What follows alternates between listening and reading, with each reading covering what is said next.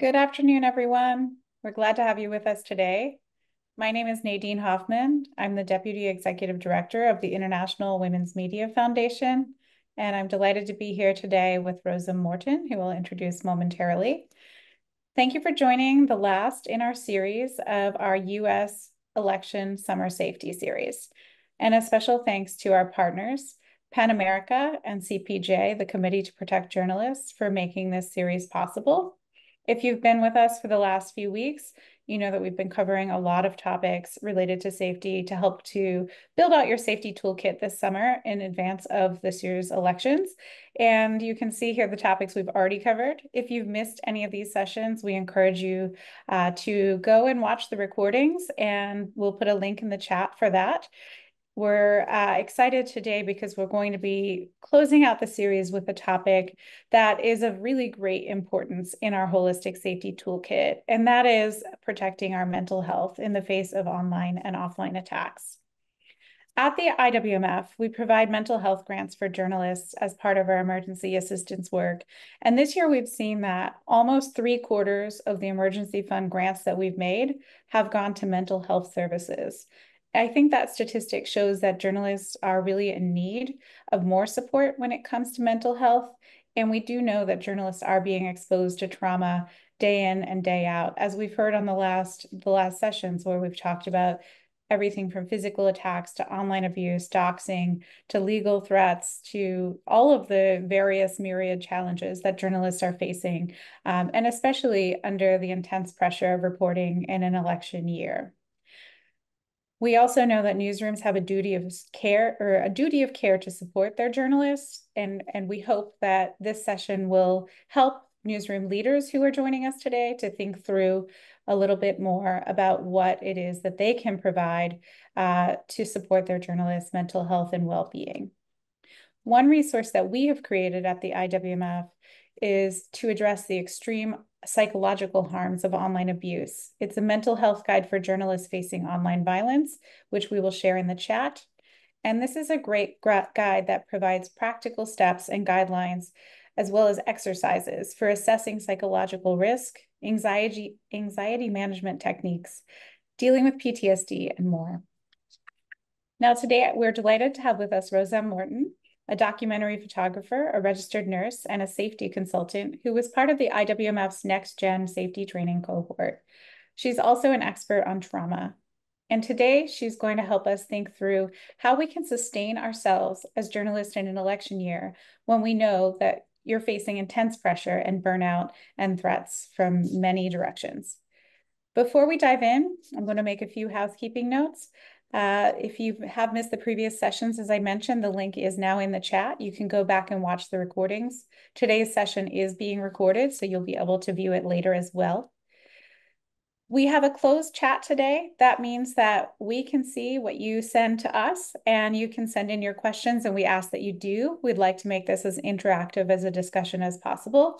So we'll be able to monitor your questions and make sure that Rosem is able to answer as many as possible. We also welcome you, if you'd like to share with us in the chat where you're joining us from today and what kind of reporting you're doing, just so that we have a chance to get to know you a little bit better in this forum. And you will be receiving a survey after today's session about your experience participating in the safety series, so that we hope that you'll take it. As far as other resources available to you, I also want to encourage you to check out the IWMF's Newsroom Safety Across America tour, and you can learn more about that in the link that we'll share here. We have upcoming trainings in Texas, in Florida, and we'll also be coming to Washington, D.C. for live safety trainings. As a final note, I just really want to again emphasize the amazing partnership here with the Committee to Protect Journalists, with PEN America, and with the other groups that were on the first slide that you saw, who have been a part of making all this possible. And thank you for taking the time to spend with us. So now I'm going to turn it over to Rosem. Thank you. Hi, Nadine. Thank you so much for the lovely introduction. Before we start off, I just want us to start off with some community agreements. Today, we'll be talking about your the mental health aspect, especially to the lead up of the election. So that's just a content awareness about what we'll be tackling today. This is also a space where we want to recognize each other's experiences and center everyone's learning and growth. And in this space, we really want to emphasize accountability and respect, and also making space for folks who want to share any of their experiences or any of their concerns or questions, and also taking space and acknowledging each other's experiences, and what is said stays here and what is learned leaves here, and also just a really big piece on taking care of yourselves however you need to, especially after this session. Today, we'll be, again, after introductions, we'll be talking about the biopsychosocial approach to well-being, which really will inform our trauma practices, and also in how we develop our self-care practice in our trauma-informed work, how we communicate with others who have experienced really hard things, a quick group activity, and a grounding exercise to wrap up today. So first and foremost, right, we often hear, when we think about our mental health, we often hear the word trauma, right? And what does trauma really mean? And simply, trauma is a stress response that overcomes our ability to cope. This is often where we see terms such as burnout, PTSD, compassion fatigue, vicarious traumatization, and depression. All of these different terms come to play, and we'll talk more about why that is in next couple of slides. So now I offer a quick question to folks on the chat.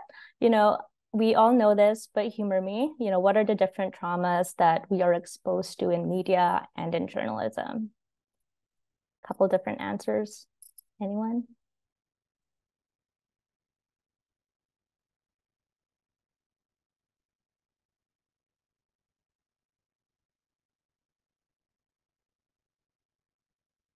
Are there anything on the chat?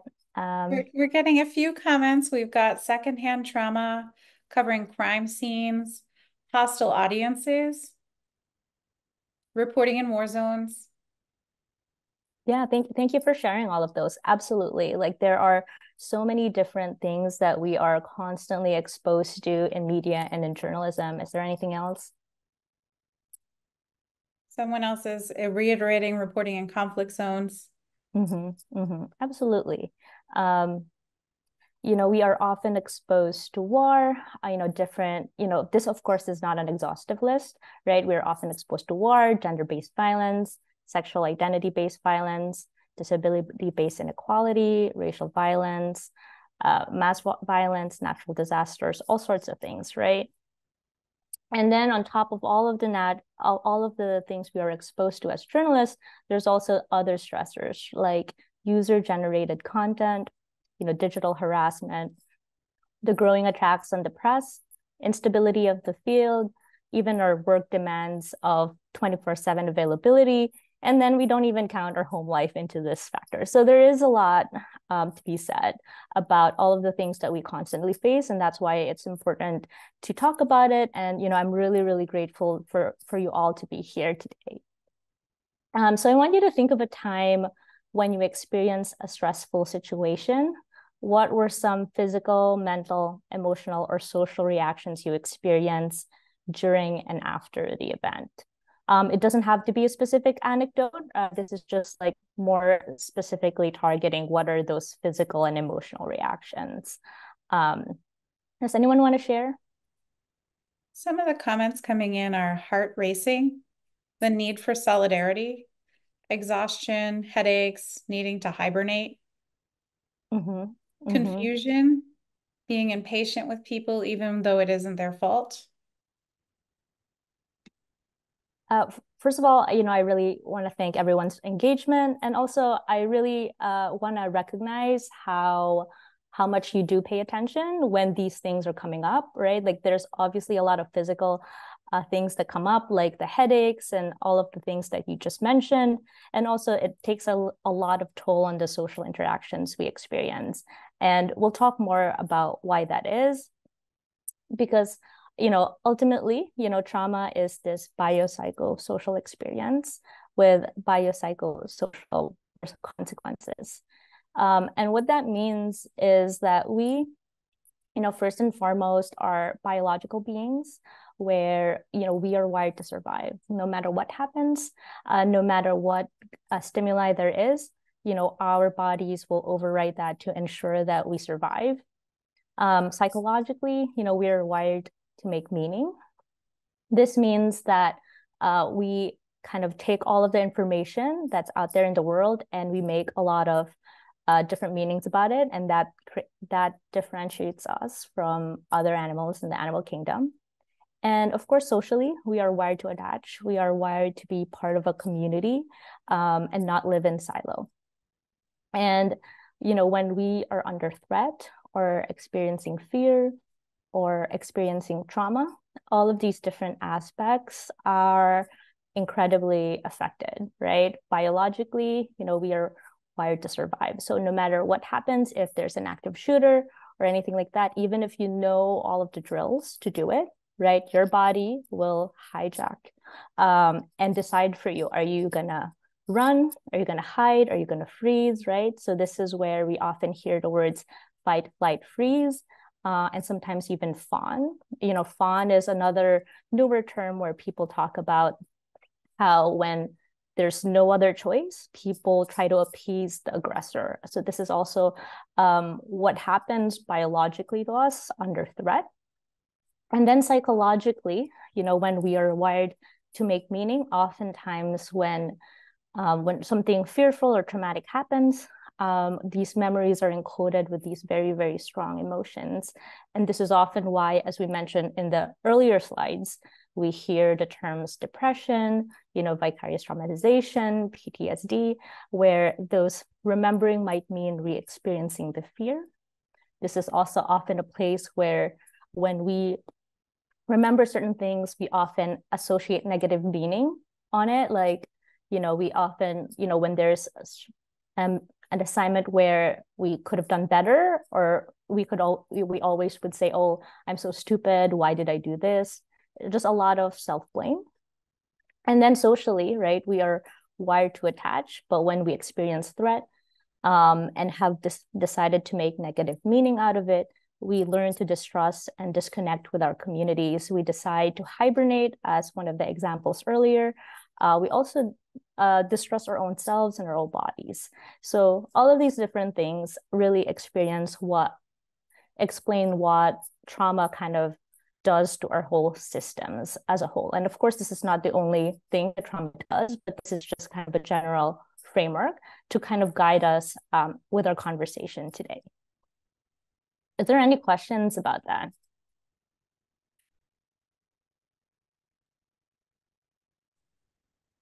No questions in the chat so far. Okay, great. Thank you. I think now that we have kind of this baseline understanding of how trauma really affects us as individuals and communities, it's also really important to really do the self-assessment, right? Pausing and noticing. And a lot of you are already doing that by noticing what comes up physically, emotionally, and socially, right? As you've shared earlier. But again, it's really important to really, really be specific, right? What am I exposed to and how often? And I would argue with just our earlier questions, right? We're exposed to it constantly. But a really big part of really pausing and noticing is really kind of honing in what is happening in this moment, what is happening with my body and my emotions. And this brings us to this concept of understanding your window of tolerance. So our window of tolerance is where this green state is really our optimal state, right? This is when we're mentally engaged, having a great day, and that's great. But we're not. Life happens. We're not always going to be in the green, right? Sometimes we're in the red. Sometimes we're hyper aroused. Sometimes we're kind of distressed. We're tense. We have a lot of racing thoughts. We feel really overactive, just really anxious, and have all of this pent up energy. And it's really, really important to notice when we're in these different phases, so that we can think about how can I calm myself down and bring myself back to this green window of tolerance.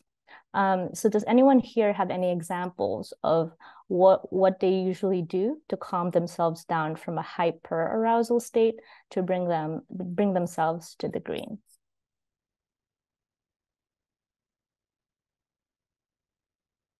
We've got some slow breathing, and also just going back to the stress response model. Someone has commented they've heard of another model, which is tend and befriend. So I thought I'd mention that. We've got working out, meditation, sleep, meditative physical tasks like knitting or walking or jumping jacks, anxiety apps like Luna. Oh, yeah, those are all great. Thank you for sharing. Like, breath work is, super important, different forms of mindfulness, different forms of crafts. Those are all great. I personally love walking, so I try to walk every day to just kind of help calm myself down as well. And then now on the flip side of that, right? Like we're not always going to be in the hyper arousal or on the green state. Some days we're in the hypo arousal state where we're depressed, lethargic, we just feel not as motivated, and it's just a hard day to just get moving. So what are the kinds of things that you do in your own practice when you notice this happening to you to bring yourselves back to green? Let me just add a couple of comments from the last section, which included also self-compassion and distractors like this. I see 5 things, I smell 5 things. And for getting yourself moving, we've got coffee. We've got cooking a meal, talking to people, a trip to the bookstore, calling Mm-hmm. friends, showering, all very practical, shopping. I love that. Thank you for sharing. I especially was really drawn to self-compassion, right? I think that's something that's often really difficult and it takes a lot of practice if you've often had a lot of like negative self-talk. I do like the examples of getting moving, shopping, gave me a little chuckle there. But yeah, thank you for sharing. I think that, there's a lot of different ways we talk about self-care, and it's often this like big, oh, it has to be a day off, it has to be a full week vacation. It doesn't have to be, right? It happens in the small moments, and I think a lot of it is really in the intentionality of like, I notice this is happening right now, and this is what I can offer myself in this moment, and I think that's really special. And also like to hear that you are all already doing this kind of work is really great. We've also got journalers and people who like to wear red lipstick and bright colors to get their energy up.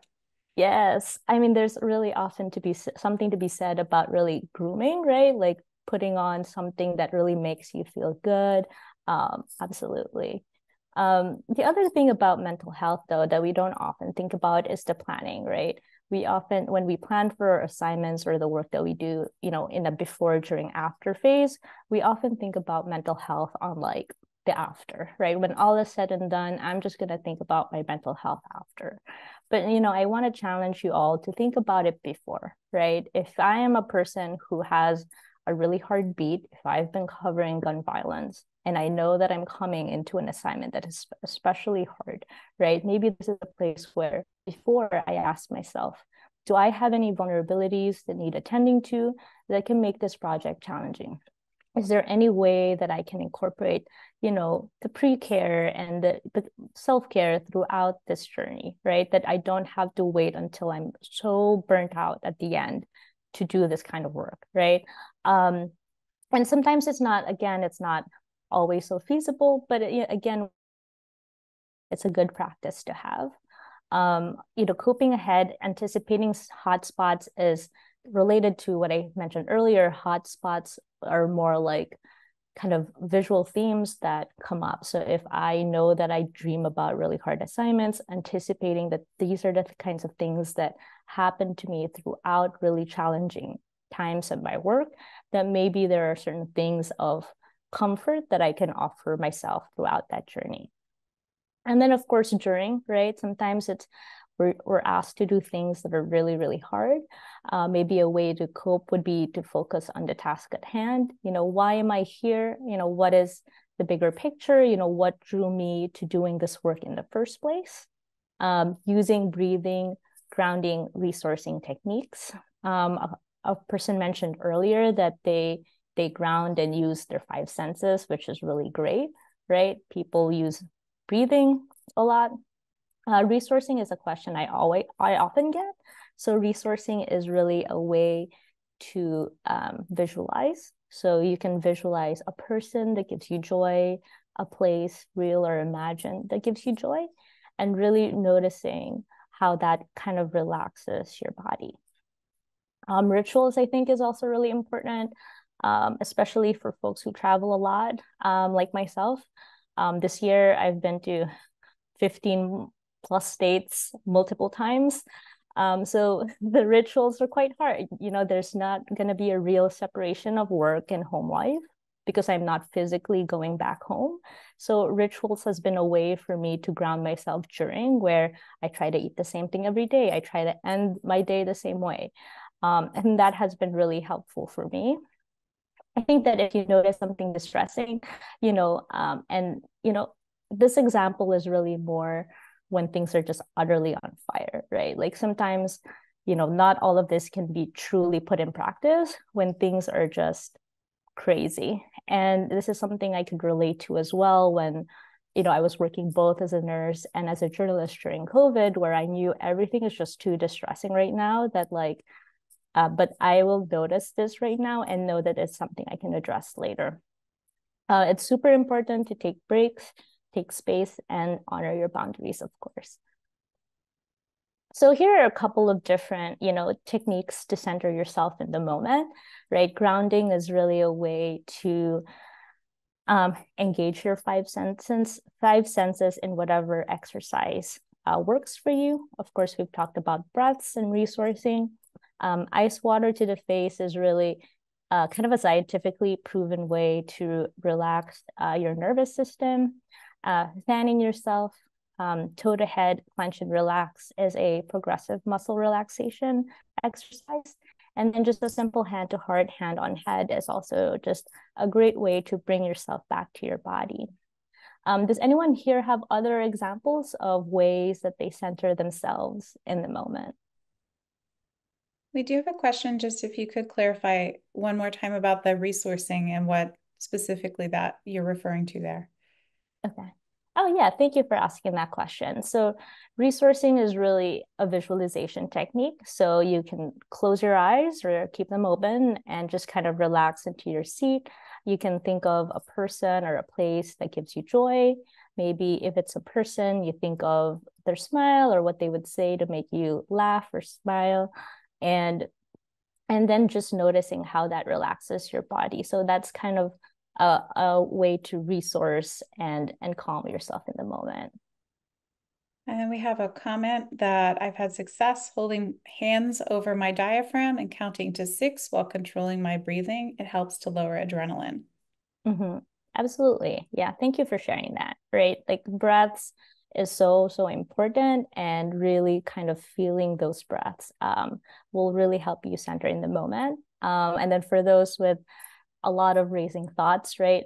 Breath work may not necessarily work for them, and a lot of that is really through practice. And the more that you do it, the quicker the relaxation with breathing. A couple of different things to the grounding, right? Some people bring those scent bombs. They have bracelets or rings that kind of have a tactile sensation that helps them, or sometimes even like holding a rock or pocketing a rock or something like that. Any other thoughts or comments? Yeah. We have another vote for breathing. We've got box breathing. So breathing in 4 to 6 counts, holding for 4 to 6, and then breathing out in a box. And then the same person says, when I get up and do something really silly, wacky, or embarrassing, like wiggling around, which makes me laugh and relieve stress really well. It's even more fun to do with someone else. Yeah, that's great. I mean, wiggling around, there's a thing called like somatic shaking where you just kind of release all of that stress in your body as well. And we see that often in like the animal kingdom, right? When they're after a chase or like a lion chases them and they survive, they like shake off their fur. So that's really where a lot of that comes from. And naturally we're driven to do that as well, to just shake it off and dance it off. So We've also got someone who uses calf raises and somebody who uses the Smell of Vicks Vapor Rub when they're really overwhelmed, those little inhaler sizes that they can keep in a purse. And then we've got visualizing something funny around a stressful situation. So all kinds of ideas. Great. Yeah, thank you so much. And I hope that, as you share these ideas, other people can kind of get resources from that as well. So thanks. Right. And then after, right, well, hopefully we've established safety in whatever work we had to do. And of course, we have to fulfill our editorial responsibilities. And, in thinking about the biopsychosocial approach, right, we want to replenish our biological needs, eat, drink, sleep, all that good stuff. On a psychological level, it's important to notice if there are hotspots or sensory images that are causing you difficulty. And, is there any way to help self-soothe that? And then if you are in a place where you are self-attacking or saying to yourself, oh, I'm so dumb, why did I do this? I should have done this. Is there a way to make that more compassionate?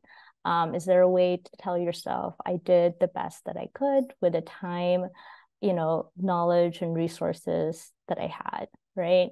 And of course, recharge with any kind of mindfulness or self-care practice that you have. Maybe having more rituals, right? What kind of separates your work from home, stress from peace? Is it like watching TV at the end of the day with your partner? Is it, going out to eat with your friends? Whatever that means, right?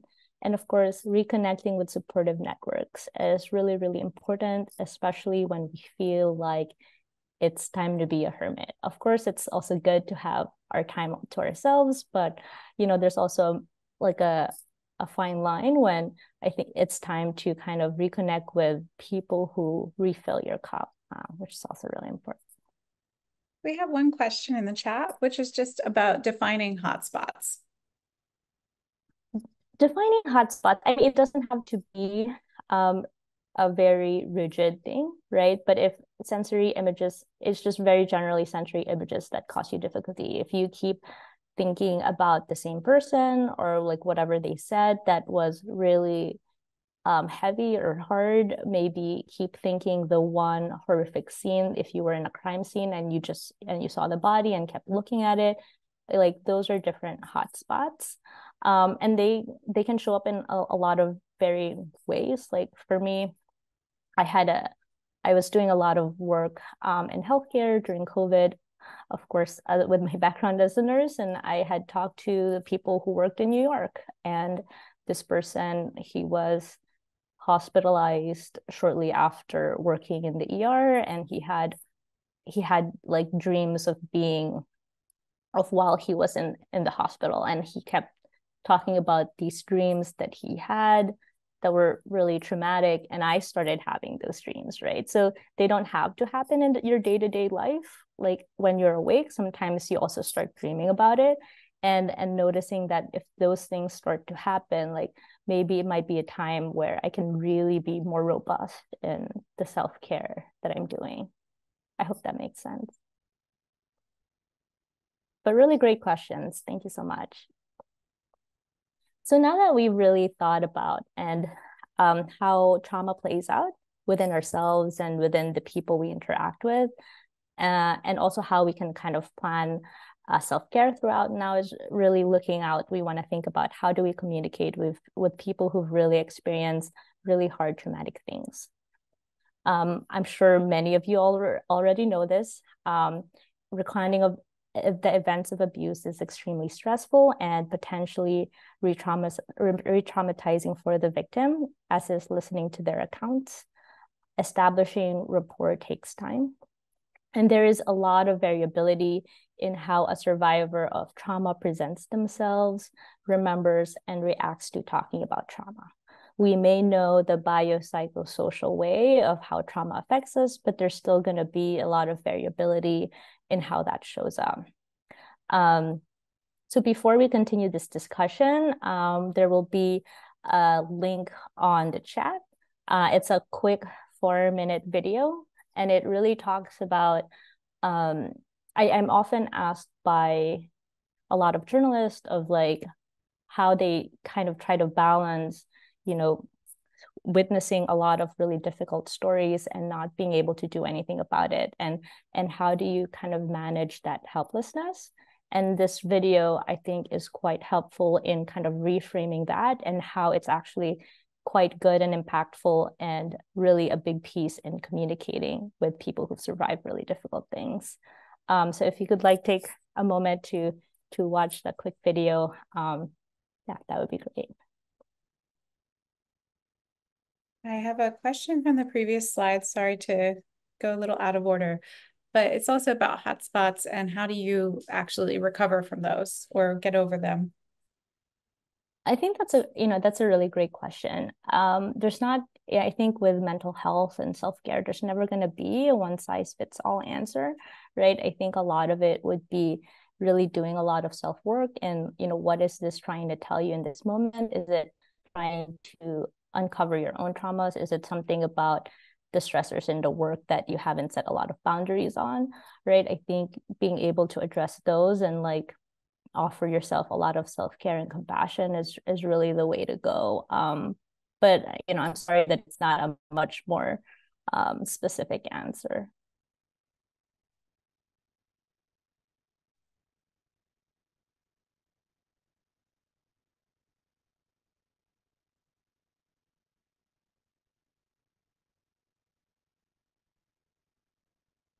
I hope people are watching the video. I'm just gonna time maybe 4 minutes from this moment, or if people wanna send like a thumbs up when they're done watching it. Great. I love that video. I think it's a really great animation, talking about how acknowledgement and witnessing their stories are incredibly important, and allowing people to feel that pain is really the first and foremost way to really help communicate and connect with the people we whose stories we witness and write about. This is a framework shared by Dr. Kate Porterfield at the Dart Center. So as you can see, a lot of it is trauma speak, but the framework I think is incredibly important, where the concept of communicating with trauma survivors, offering them a sense of safety, a sense of control, reflection on what they said, and a sense of closure, right? Safety can be the physical space where you set up, letting them have a sense of privacy, letting them anticipate how the time can be used today and what you would be talking about. A sense of control would be asking what it would be like to talk about X. And then reflection would be, as part of active listening, would be showing them that they're heard, right? Reflecting back what they said. It's not analyzing it. You're not trying to give them answers or anything like that.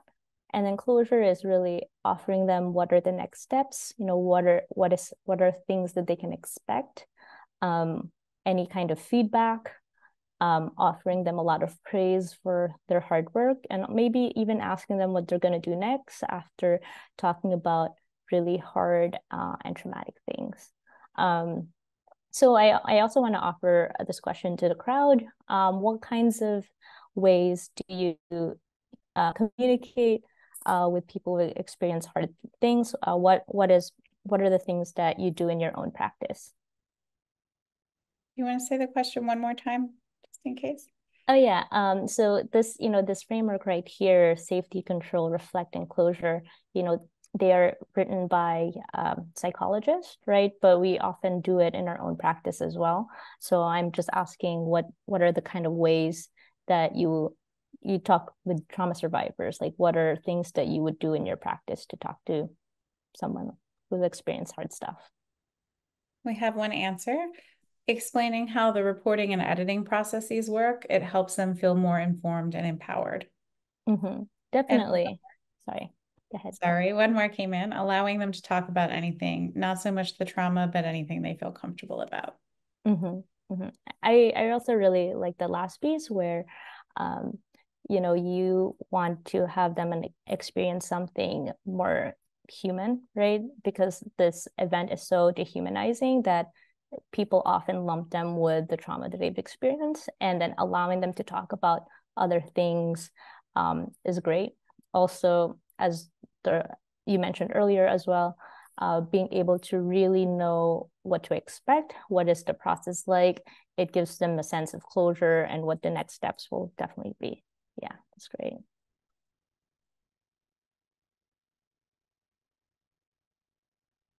Yeah, I think oftentimes other journalists have shared with me that they really kind of want to emphasize, what is on the record, what is off the record, what their deadlines are, what their timeline is. So in case there's anything that changes, again, there's just so much variability in how people experience and recall trauma. So those are just other ways that other journalists have kind of handled the situation. We have one more thought on this, which is to offer to return the interview to them for their own records and reflection. Oh yeah, and that sounds great. I don't think I've had anyone else share that with me before, but I think that's a great example because I think that a lot of people who've experienced a lot of trauma oftentimes want someone to witness it for them, and then maybe they want the record for themselves to come back to at a certain point when they're ready. So that's great. I think oftentimes too, when we talk about people who've experienced trauma, right? Journalists are often the first one on the field, and they are asked to offer psychological first aid. And we throw this term around a lot. So psychological first aid is this humane, supportive response to a person who is suffering, right? It seems very vague, but what does that really mean? It means that you provide whatever support, you address their basic needs and concerns, you listen to them and not pressure them to talk. And then you are not, you're not their therapist, you're not your social support, but you connect them to that information. And oftentimes as well, I've heard journalists share with me that, when after an interview, right, they sometimes some people might cross that boundary and use you as a therapist, and what the way that they pivoted that is to kind of connect them to resources that can offer better services. Psychological first aid is not a space to dig for details, to debrief or provide therapy, analyze what happened, or create a narrative for legal purposes. This is kind of the framework that the World Health Organization had put out for psychological first aid, which is look, listen, and link. Look is really just check for physical safety. And we're, of course, talking about really like high trauma events where like maybe a war zone, maybe active shooting space, just where you're looking for safety, checking for people with obvious urgent basic needs, people who you might have to call, 911 for, or anything like that, right? Listen would be to approach people who may need support, and maybe helping them feel calm. And then, as I mentioned earlier, linking them to a lot more services and give them the information that they might need. So now we've talked a lot about the different aspects of trauma, how it shows up in our lives, how it shows up in the lives of other people, and how we can communicate when people have experienced that.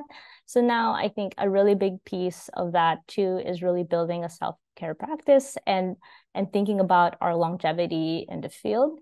So Katie will send a Jamboard on the chat. And it should have a place where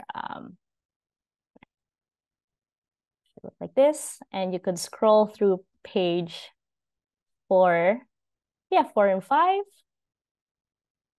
And here you can put on a note on your sticky note and think about the ways that you take care of yourself biologically, psychologically, and socially. I'll put some examples on here. And just to say it again, because we had a small connectivity issue. So we're going to the Jamboard link you see in the chat, and you're going to page 4. Is that correct? Okay. Yes. To add your comments.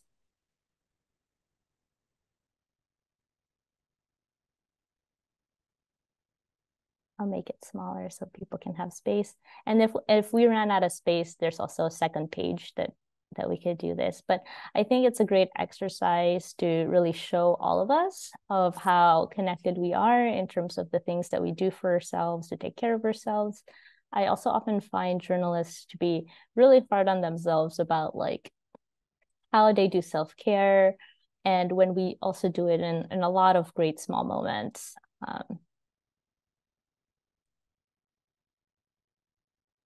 For folks who may not be familiar with Jamboard, do you just want to explain how you're accessing the sticky notes? Yes. So this is the Jamboard page number 4. You see it right here. So you can click on over here, and it'll have a sticky note. I can write, I don't know, therapy. So then it has it up there. You can move it to whatever piece you want. You can move it around, change the size, shape. You can even double click it and change the color to make it more fun. I've made some pre-made sticky notes already, but in case people wanted to be creative and change the sizes, I did that.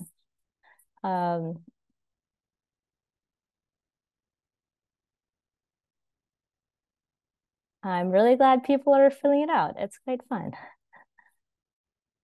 So we've got a question in the chat about just clarifying a little bit on separating bio from psycho. Could you say a little bit more about those categories and how you think about those examples? Sure. Bio really refers more to your physical body, right? Like your physical needs, like, sleep, eat, things like that. Psycho is really more for your mind, right? Like what are the things kind of that distress you mentally? But again, like a lot of the things that we do can kind of straddle both lines. So it doesn't have to be, you don't have to kind of overthink it. But I appreciate the question though. But I think it's also important to think about self-care in terms of all of these different categories, because it's important to feel like, oh, if I'm just doing everything for my physical body, what about socially? If I've just been kind of a hermit, like there are still aspects of ourselves that we kind of neglect. So this is just kind of a framework to help us kind of think a little bit more holistically. But again, the lines don't have to be very rigid. But that's a great question. I think kind of to build up on that question too, like I put nature walk on psychological, like, right? It actually could help me on my physical body walking. But I think for me, I personally, it really clears my mind. So I just put it on the cycle, but I could go either way. I love everyone's responses. It looks great. So I'm just gonna start reading some of these, but if you are still putting up some sticky notes, feel free. So for bio, some folks said eating my favorite food, going in the water, getting a massage or stretching, cooking delicious and healthy foods, doing some squats between putting on skincare. I love that. Sleeping, eating healthy, playing with my cats, yoga, exercise, dancing. For psychological, people do nature walk, meditation, journaling, reading a book, having a random side quest, taking a break from serious topics, sleeping, talking to a therapist, therapy, yoga, meditation, do a Pomodoro. I actually don't know what that is. If someone wants to share what that is, reading a novel, binge watch something good, socially, petting my friend's dog, spending time with family, texting a friend, hanging out with children, watching wildlife, volunteer for text banking, going to dinner with a friend to try out a new restaurant, having a local adventure, coffee dates, volunteering, making plans at least once a week. And sometimes I have to push myself, and I'm happy you do push yourself. Watch a movie with friends. Those are all great. Thank you. Thanks for sharing. You made such a fun page. All right. And to answer the Pomodoro question, which someone else had in the chat, it is a time management method which uses a kitchen timer to break work into intervals 25 minutes in length, separated by short breaks. Each interval is known as a pomodoro, from the Italian word for tomato. So now we all learned something new today. Oh, I love that. Wait, I also have a follow-up question. What do you do between the breaks? Are you supposed to do something different or just completely rest? We'll ask the person who added the Pomodoro item if they can tell us in the chat, and then I will relay back. Okay, thank you. That's amazing. That's great. So again, this is not an exhaustive list, but just a list to get you thinking of some ideas, but you already all put on some amazing ideas out there, right? Bio is thinking about your sleep, your nutrition, exercise, listening to your body, attending to whatever medical needs you may have. Also thinking about pleasure, whatever that means. And psychologically, right, there's a lot of different mindfulness, breathing, whatever gives you pleasure. Reflection, maybe spirituality, maybe some sort of creative expression, routine, nature, counseling. I actually had a session a couple years ago with the Dart Center, and when I was talking one-on-one with their therapist, they were like, "Well, photography used to be your hobby. Photography is no longer your hobby because you did it. You're now doing it for work. So now it's really important to have a different creative expression where you're not trying to impress anyone. You're just trying to do something that gives you a lot of joy." And that really stuck with me. And I think about that often when I do random things like baking, even if I'm utterly not as good as I want to be at it, Socially also, thinking about having an A team and using them, processing, maybe therapy and healing. And therapy and healing can also be in the psychological aspects for sure. Whatever traditions you might have, whatever pleasure socially, and again, asking for what you need, having boundaries and whatever that looks like to you. Yeah, so that is kind of it for me. Does anyone have any kind of questions, thoughts, anecdotes before we let me share resources first. Here are a couple different resources. These are some of my favorite trauma books. The IWMF has mental health resources. They offer an IWMF emergency fund, which funds mental health services as well, not just for female and non-binary journalists. The Dart Center of Journalism and Trauma has a really great resource on their website, and also the Journalism Source of Safety, as done by my colleague Tara Pixley. Before we kind of wrap up, do you want to add any other resources, Nadine? I think this is a great list to start.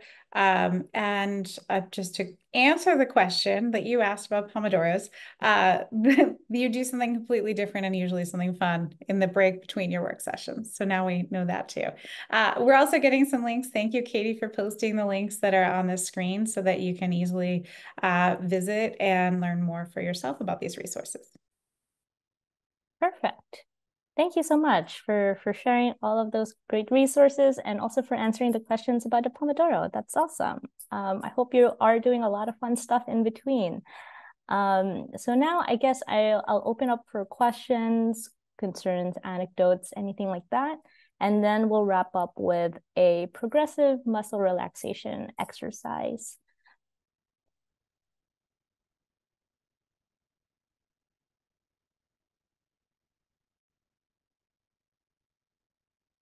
I don't see questions right now. Victoria, thank you for sharing PEN America's guidance from the online harassment field manual. That is also a great resource for folks to check out. And thank you to our participants who are thanking us for the excellent work. Awesome. So now that we kind of ended on a really early note, which is great, this also gives us a lot of time to kind of take a quick break and really settle in on a grounding exercise. So this is kind of one of my favorite grounding exercises. So hold on. So first and foremost, I will encourage everyone on this call to sit back or lie down in a comfortable position. I want you to shut your eyes if you're comfortable with doing so. And I want you to begin by taking a nice deep breath and notice the feeling of the air filling your lungs, and hold your breath. And then release your breath slowly and let the tension leave your body. I want you to take another deep breath and hold it.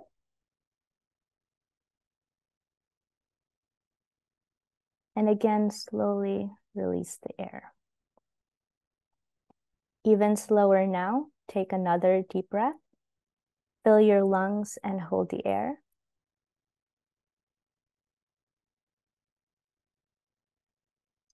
Slowly release the breath and imagine the feeling of tension leaving your body. Now we want to move your attention to your feet. Begin to tense your feet by curling your toes and arch your foot. Hold the tension and notice what that feels like.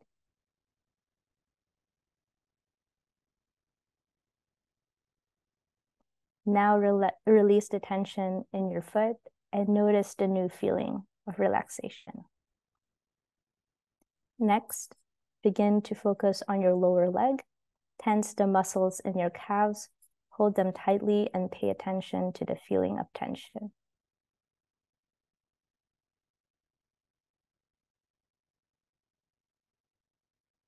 Release the tension from your lower legs. Again, notice the feeling of relaxation.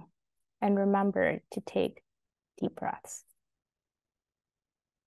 Next, tense the muscles of your upper leg and pelvis. You can do this by tightly squeezing your thighs together. Make sure you feel tenseness without going to the point of strain.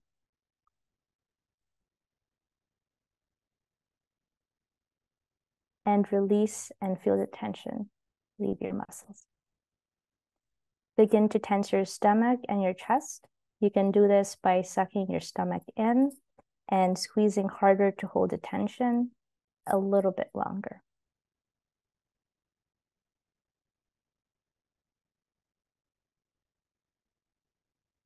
Release the tension and allow your body to go limp. Let yourself notice the feeling of relaxation. Continue taking deep breaths. Breathe in slowly, noticing the air filling your lungs, and hold it.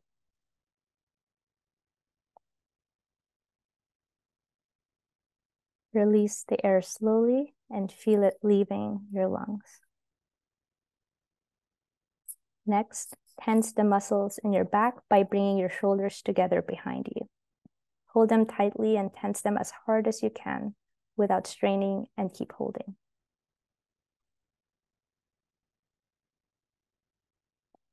Release the tension from your back and feel the tension slowly leaving your body and the new feeling of relaxation.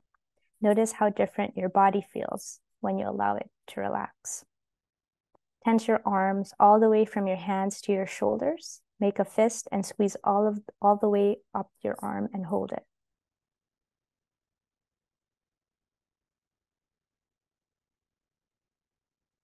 Release the tension from your arms and your shoulders. Notice the feeling of relaxation in your fingers, hands, arms, and shoulders.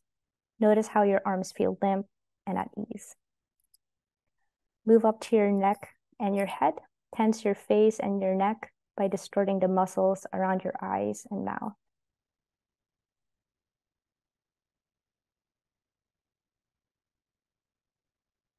Release the tension and again notice the feeling of relaxation. Finally, tense your entire body. Tense your feet, legs, stomach, chest, arms, head, and neck. Tense harder without straining and hold on to the tension.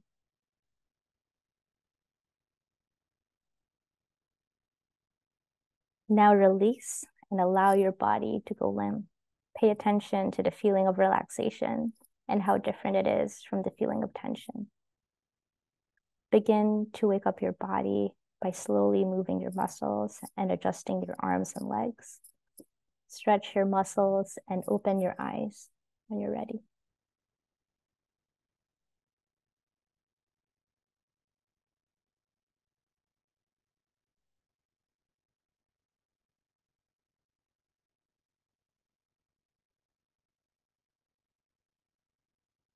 I want to send a big thank you to everyone here today. I really appreciate everyone's time and attention and participation. It has been a really, really lovely time to be here with you to facilitate this discussion. And yeah, thank you so much. Thanks, everyone. Have a great day. Thank you, Rosem.